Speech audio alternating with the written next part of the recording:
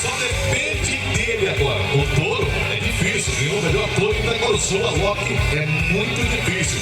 Mas o Michael é competente. Pra cima dele, Michael. Garoto que anda pelas ruas do GTI, o povo ficou em pé agora, Michael. Garoto que anda pelas ruas do GTI. Se parar, você é campeão. De mais um título, de mais uma história. 46 anos na história da festa da fogueira. Portão da Ultra Popular, Raul de Martim. Portão do lado esquerdo é lá.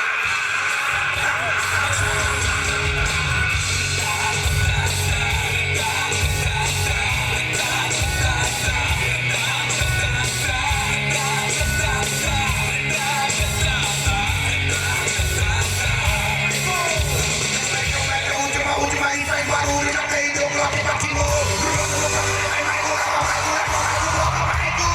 Aí bateu, explodiu.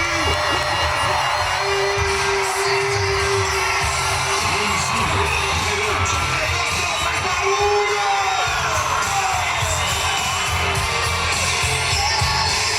Pode aplaudir, Jaqueline. Pode aplaudir e comemorar o vencedor Michael.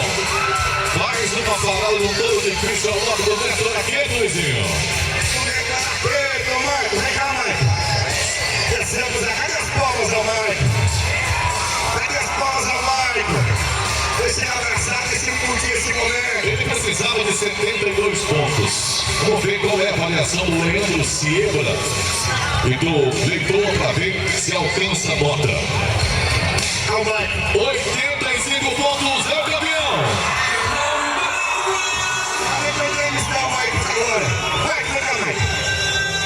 Vem cá, Michael. 10 segundos aqui, só liberando aqui. Michael do céu, o povo ficou em pé. O povo torceu, foi pra quem? Primeiramente para Deus e para minha família que tá assistindo aí. E pro povo que já tem. Que quando eu comecei, ninguém acreditava no meu potencial. Mas eu tô aqui para mostrar que eu sou capaz de ser campeão. A chama de palmas é Michael!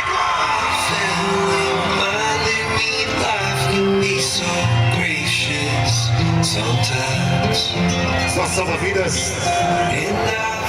Salva-vidas, tá vendo?